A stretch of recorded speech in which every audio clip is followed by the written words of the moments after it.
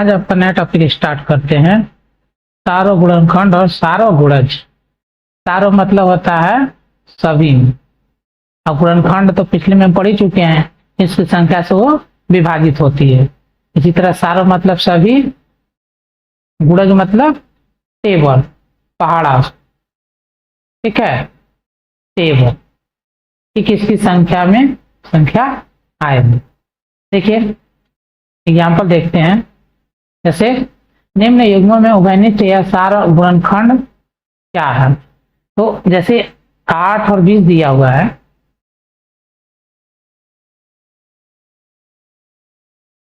8 और 20 दिया हुआ है, ठीक है।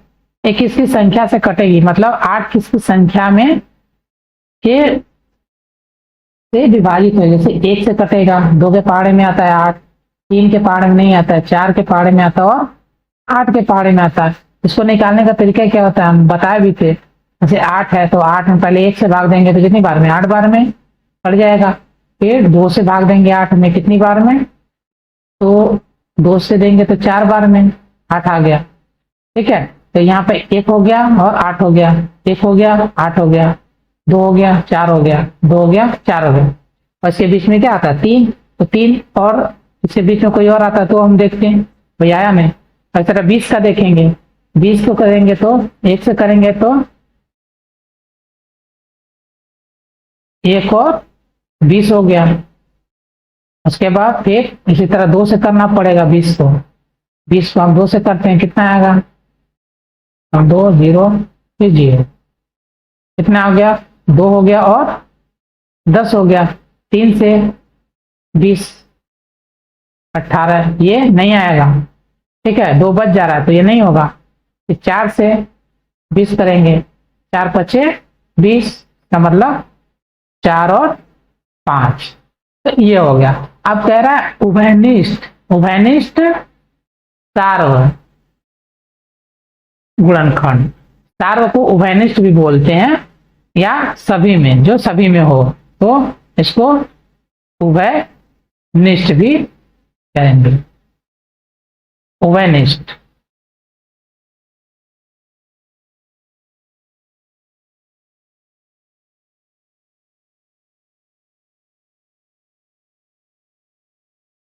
देखिए तो इसको उभयनिष्ठ भी बोलेंगे।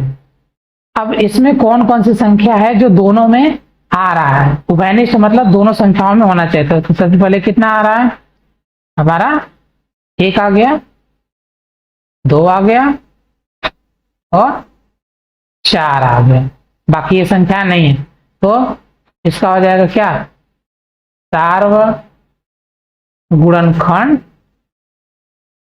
1 2 और 4, ये 3 संख्याएं जो हमारा इसमें आएंगी सार्व गुणनखंड में, ठीक है। इसी तरह एक अगला है 9 और 15 का। तो 9 किसकी संख्या में आता है, 1 के पहाड़े में, 3 के पहाड़े में और 9 के। इसी तरह 15 1 के, 3 के, 5 के और 15 के। तो इसमें सार्व गुणनखंड कौन कौन सा हो गया आपका, 1 और 3। उसका सार्व गुणनखंड कितना हो गया, 1 और 3 हो गया, ठीक। चलिए आगे देखिए, दिया है 2 संख्याएं जिनमें केवल एक ही सार्व गुणनखंड होता है, सअभाज्य संख्याएं कहलाती हैं, वो प्राइम कहलाती हैं। अब ये क्या होता है, जैसे हमारा 5 हो गया, 7 हो गया, तो इसमें 1 और 5 से कटेगा, ये 1 और 7 से कटेगा। इसमें क्या है, ये जो 1 है ये सिर्फ एक ही आया हुआ है, तो इनका सार्व गुणनखंड क्या होगा, 1। इनका सार्व गुणनखंड क्या होगा, 1। तो बोला है केवल एक ही सार्व गुणनखंड हो, मतलब सिर्फ और सिर्फ एक ही हो, तो उसको क्या कहेंगे, सअभाज्य संख्या। तो स मतलब साथ में, अभाज्य संख्या कहलाती है। तो ये जितना अभी हम कर रहे हैं, भाग देकर निकाल रहे थे, जैसे 5 का भाग हमको करना था तो 1 का भाग देकर हम निकाल रहे थे, 5 आया। तो ये जो भी हम संख्या निकाल रहे हैं ये क्या है, ये भी एक अभाज्य संख्या प्राप्त होती है इस तरह से। तो इसको बोलते हैं अभाज्य। अभाज्य मतलब प्राइम, संख्या मतलब नंबर, ठीक है। इसी तरह 11 है, 13 है, 17 है, 23 है, 29 है, 37 है, 41 है, 53 है, उसके बाद 59 है, 61 है, 67 है। तो ये बहुत सारी संख्याएं हैं जिनको अगर इन दोनों को एक साथ करिए, इन दोनों को एक साथ, इन दोनों को एक साथ, इन दोनों को एक साथ, या इनको आपस में एक साथ, ऐसे करके इन सब ये इसमें एक ही उभयनिष्ठ संख्या प्राप्त होगी जो कि 1 है। तो ऐसी संख्याओं को सभाज्य संख्याएं हम कहेंगे। ठीक, चलिए आगे देखिए। आगे दिया प्रश्नावली 3.4। उससे पहले एक और था हमारा सार्वगुणनखंड। सार्वगुणनखंड क्या होता है? ये सार्वगुणज, ये क्या होता है? पहाड़ा, सिंपली हमको क्या करना है? पहाड़ा पढ़ना है। जैसे 3 का पहाड़ा हो गया, ये 3 और 9 का है, तो इसका सार्वगुणज कौन कौन सा है हमको निकालना है। तो क्या करें? 3 का टेबल पढ़ना है। 3 3 3 दूनी 6, 3 3 9, जो के 12, 3 5 15, 3 6 18, फिर 21 24 27 30 33, ऐसे करके आगे बढ़ता जाएगा 36। तो 9 के पहाड़ा करें 9 18 27 36 45 54। उसके बाद और आगे अपना बढ़ाते जाइए। तो इसमें कॉमन कौन कौन सा मिला देखिए। कॉमन हो गया आपका 9, फिर आपका हो गया 18, फिर 27। ठीक है, तो इस तरह से हमारा फिर 36 होगा, फिर 45, फिर 54, ऐसे करके हमारा आगे बढ़ता जाएगा। तो ये सबका सार्वगुणों का कितना आ जाएगा? जो 9 का गुणज जो होगा वही इन सबका सार्वगुणज हो जाएगा। ठीक है, 3 और 9 का। ठीक, तो इसका मतलब क्या होता है? इसमें जो सार्वगुणज में सबसे बड़ी जो संख्या होती है उसी का पहाड़ा ज्यादातर आता है। उसी का पहाड़ा अगर पढ़ेंगे हमको उसका सार्वगुणज मिलेगा। हो सकता है ज्यादा है, जैसे ये 9 की जगह 18 से स्टार्ट होता है या 36 से स्टार्ट, किसी से स्टार्ट, मतलब इसी का टेबल हमको लास्ट में देखना पड़ेगा। ठीक, चलिए आगे अब प्रश्नावली देखते हैं, उसमें क्वेश्चन आएगा तो बताते हैं। प्रश्नावली 3.4 में पहला क्वेश्चन देखते हैं आपका। निम्न के सार्वगुणनखंड ज्ञात कीजिए। 20 और 28, 20 हो गया, इधर 28 हो गया। कैसे निकालेंगे इसका? वही बताया हमें, भाग दीजिए, 1 से देंगे तो 20, 1 और 20 तो आप वैसे भी रख दीजिए। ठीक है, इसका भाग देने की कोई जरूरत भी नहीं, आपको पता भी है पहले ही। 20 को हम किससे भाग देंगे? 2 से। 2 से दे के देखते हैं, जैसे पीछे हम करा चुके हैं इसी क्वेश्चन को। 0, तो इसका मतलब 2 और 10। आगे देखते हैं, 2 और 10 हो गया। फिर 3 से नहीं कटेगा, 20 पहाड़ में आता नहीं, 4 से कटेगा, तो 4 से और 5 से हो जाएगा। अब भाग दीजिएगा, ये 5 आ जाएगा यहाँ पे। इसी तरह 28 हो गया, इसको भी करेंगे तो 1 और 28 तो आएगा। फिर 2 के पहाड़े में आएगा, 2 से भाग देंगे, 2 1 कम 2, 2 चौका 8। फिर 4 से देंगे, 4 1 कम 4, 4 7 28। ठीक है, इसमें सार्वगुणज हमारा कितना निकल गया? सार्वगुणनखंड हमारा निकल गया 1 2 4 और बस। तो मतलब इसका 1 2 4 और 7 हो गया। इसी तरफ से अगला देखिए, भाग देकर निकालिए या फिर सीधे आपको पहाड़ा आता है। 15 का पहाड़ा आता है, 25 का पहाड़ा आता है, तो 15 और 25 में देखिए 1 3 5 और 15, इसमें 1 5 और 25 का मतलब इसमें 1 और 3 हो गया, 1 और 5 हो गया, 1 और 5 हो गया। चलिए आगे देखिए, अगला है 35 और 50 से किन किन संख्याओं से कटेगा? ये कटेगा 1 से, 5 से, 7 से और 35 से। पहाड़ा किस में आता है वही देखना है। 1 के पहाड़े में आता है 5 के, तो इसी तरह ही 1 फिर 2, इधर लिखते हैं 50, ये हो गया 25। 3 के नहीं आता है, 5 के आता है और आंधा में 50, तो 1 हो गया और 5 हो गया। इसका कितना आएगा? 1 और 5, ये 2 संख्याएं हो गई हमारे सार्वगुण।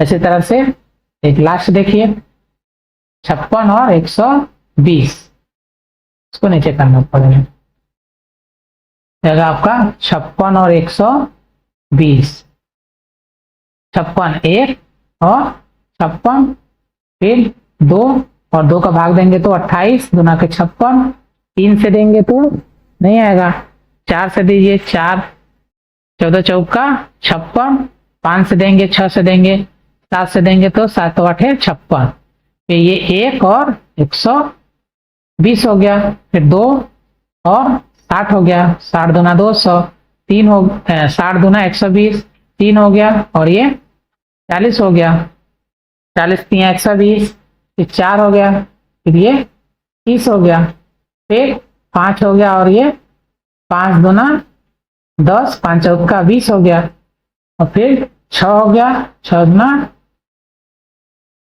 12, 6 दूना 12, ये 20 हो गया। और भी आएगा और स्पेस तो मिला नहीं, कोई बात नहीं, यहां से हम इसको आगे बढ़ा देते हैं, ठीक है। 6 हो गया, 7 हो गया, 8 से कटेगा, 8 हो गया, 15 अट्ठे 120 हो गया, फिर 9 से नहीं, 10 से 10 दहा में 10 में 12 का करेंगे तो 120 आ जाएगा, ठीक। इतनी संख्याएं हो गई हमारा। इसमें कौन कौन सा होगा देखिए, 1 आएगा, फिर 2 आएगा, 4 है, 4 है, 8 है, 8 है, 14 नहीं है, 28 नहीं है, 56 नहीं है। इसका मतलब इसमें कौन कौन संख्या हो गई, 1 2 4 और 8, ये हमारा क्या हो गया, सार्वगुणज हो गया, सार्वगुणनखंड हो गया, ठीक है। ये हमारी संख्याएं हो गई, सबका सॉल्यूशन। चलिए अगला क्वेश्चन देखते हैं, अगला क्वेश्चन क्या दिया है। सार्वगुणनखंड ज्ञात करना। अब ये उधर 2 था, उधर 2 का दिया हुआ था, आप 3 का दे दीजिए, कोई बात नहीं। 4 फिर 8 फिर 12, 1 2 4, 1 2 4 8, 1 2 3 4 6 और 12, इसमें कौन कौन सी संख्या कॉमन हो गई, 1 2 4, 1 2 4, 1 2 4, इसका मतलब 1 2 और 4, ये संख्याएं क्या हो गई, कॉमन हो गई, तो ये इसका सार्वगुणज हो गया, गुणनखंड हो गया। इस तरह 5 15 और 25, इसका क्या हो जाएगा, 1 और 5, 1 3 और 5, 1 5 और 25, इसमें क्या हो जाएगा आपका, 1 हो गया, फिर 5 हो गया, मतलब 1 और 5 हो गया, यही 2 संख्या, ठीक है। आगे देखिए, दिया है निम्न के 3 प्रथम 3 सार्वगुणज ज्ञात कीजिए। प्रथम 3 गुणज ज्ञात करना है, तो 6 हो गया, 8 हो गया, तो 6 का टेबल पढ़िए, 6 12 18 24 30 36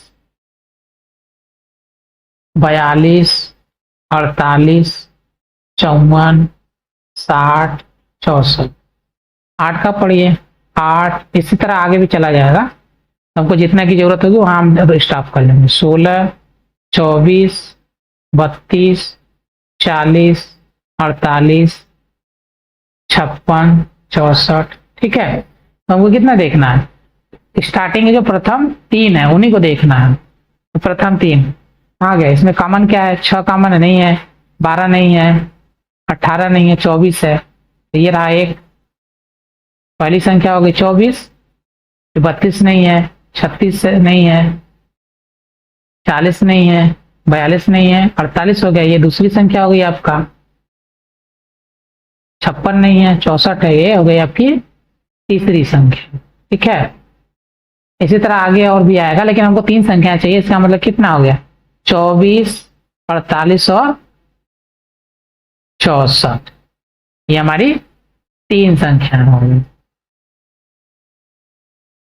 ठीक। इसी तरह 12 और 18 का देखना है, तो 12 और 18 का देखते हैं,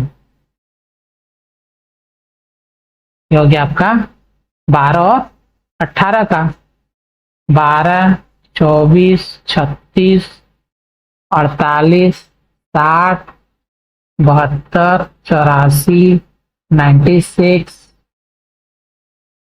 फिर 108, 120।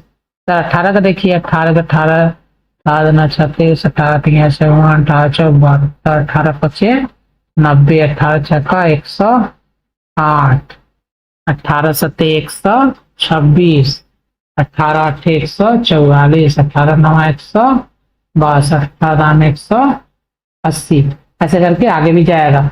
12 का 132 भी लिख लेते हैं। चलिए जहां तक जरूरत होगा वहां हम देखेंगे, उसके बाद स्टॉप। इसमें 12 है, इसमें 12 नहीं है। 24 है, इसमें नहीं है। आगे बढ़ जाते हैं। 36 है, पहली संख्या मिल गई हमको कितना 36। 54 नहीं है। फिर 72 देखिए, दूसरी संख्या हमको मिल गई कितना, दूसरी संख्या 72। तीसरी संख्या क्या होगी 90 नहीं है। 108 ये हो गया हमारा तीसरी संख्या। इसका मतलब इसका कितना हो गया 36, 72 और 108, ये तीन संख्याएं हो गई हमारी। इस तरह से ये तीसरा क्वेश्चन भी सॉल्व हो गया। अगला देखते हैं। दिया 100 से छोटी ऐसी सभी संख्याएं लिखी जो 3 और 4 के सार्वगुणज सार्वगुणज, ठीक है। तो इसमें हम एक काम कर सकते हैं, 3 और 4 आपको एलसीएम नहीं सिखाया गया, तो इसलिए हमको लिखना पड़ेगा पूरा, शुरू से लेके जितना भी अभी है। कोई बात नहीं, लिखते हैं इसको। 3 और 4 का पूरा 100 तक हमको क्या करना पड़ेगा, लिखना पड़ेगा। जब एलसीएम आपको आ जाएगा लघुत्तम समापवर्तक, उस समय आपको आसान हो जाएगा। तो 3 का पूरा कितना लिखेंगे 100 तक। 3 6 9 12 18, 3 6 15, 18 21,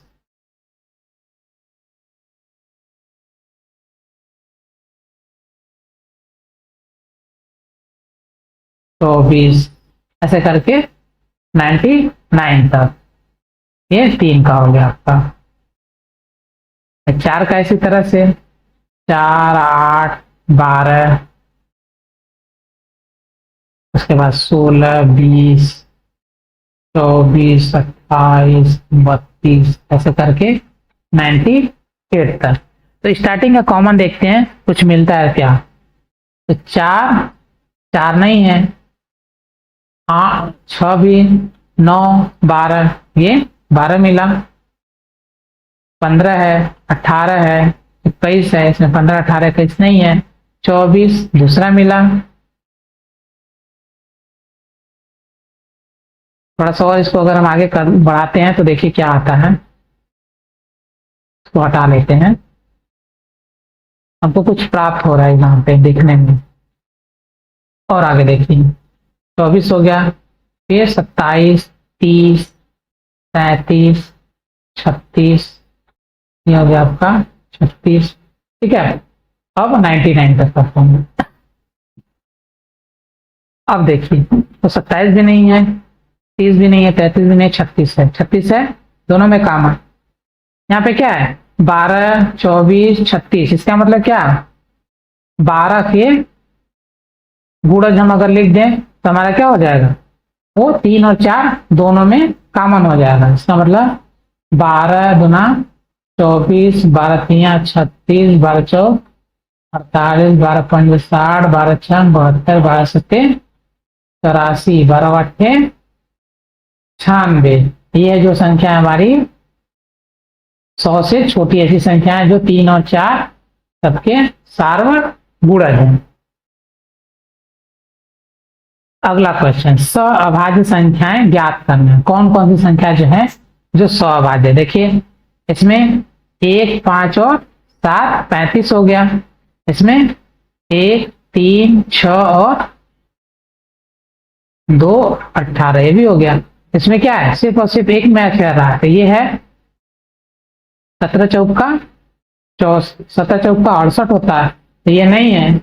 1 और 17 इसका तो है, लेकिन इसका क्या है 1 17 और 64 68, ये भी है इसमें। और 2 है 34 है, तो 1 और 17 दो संख्या मिल गई ना।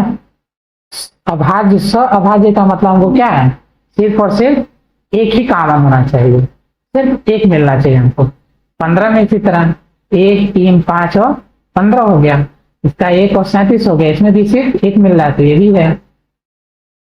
30 में 1 3 5 6 10 15 और 30, इसमें क्या है, इसमें देखिए लास्ट में 5 है ना, तो 1 है और लास्ट में 5 भी आएगा, बाकी किसी और से भी, तो 1 और 5 से भी कट रहा है ना, 1 और 5 दोनों से, दो संख्या मिल गई ना, तो 100 भाज्य तो हुआ नहीं, ये नहीं होगा। फिर अगला देखिए 6 है 15 है, ये भी क्या होगा, एक यहाँ पे 6 विषम संख्या है भाई, ये भी क्या हो गया, एक अभाज्य संख्या आपको मिल जाएगी।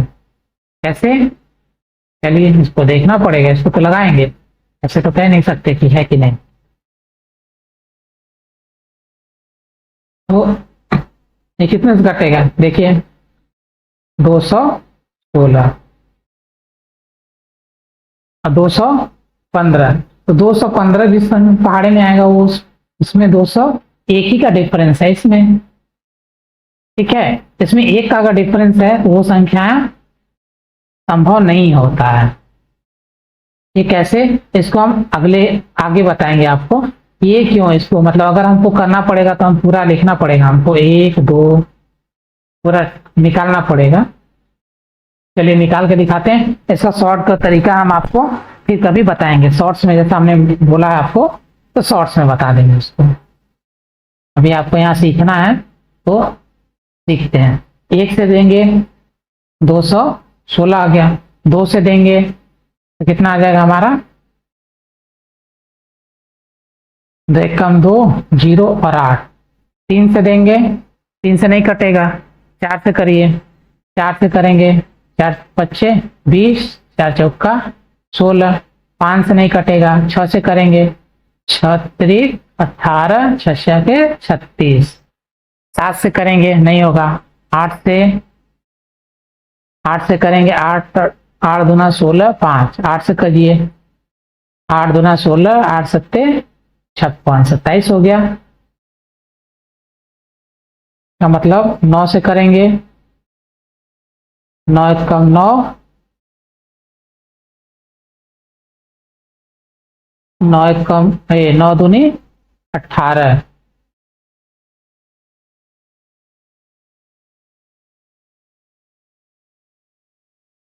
यहाँ पे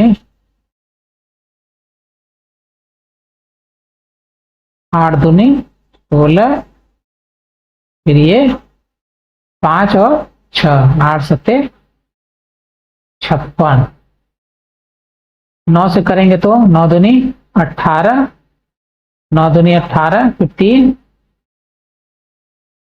3 और 6, ये नहीं होगा, ठीक है, 9 से ये नहीं कटेगा। फिर 10 से नहीं कटेगा, 11 से नहीं कटेगा, 12 नहीं, 13 नहीं, 16 कम 16 5 और 6, ये भी नहीं कटेगा। 18 से 18 का 18, 18 दूना 36, ठीक है, 12 छूट गया था तो ये यहाँ पे इंक्लूड हो गया, ठीक है। इसका मतलब इतनी संख्या है जो हम कटेंगी। और 215 को देख लीजिए, 215 किन की संख्या से कटेगा, 1 से 100 215 से 2 से नहीं कटेगा, 3 से कटेगा, 3 से 3 सत्ते 21, ये नहीं कटेगा, 6 और 2 ये नहीं कटेगा, 3 से आइए इसको, 4 से भी नहीं कटेगा, 5 से कट जाएगा, 5 चौका 20, 5 कम 5, ये और नंबर आ गया। अब इसके बीच में कोई ऐसी संख्या प्राप्त होती है कि नहीं, देखिए फिर 5 से लास्ट में 5 है तो 6 से नहीं कटेगा, तो 6 में नहीं आता, 7 से 7 3 का 21, लेकिन 5 बच गया, 9 से 8 से 9 से 10 11 12 13, 13 कम 13 13 और हो गया आपका 8 85, ये भी नहीं आएगा, ठीक है। तो मैक्सिमम इतनी संख्या हो गई आपकी। इसमें बचा कौन, इसमें कोई संख्या कॉमन मिली, कोई संख्या हमको कॉमन नहीं दिख रही, एक और एक ही सिर्फ मिल रहा, ठीक है। इसका मतलब क्या है, ये भी एक अभाज्य संख्या है।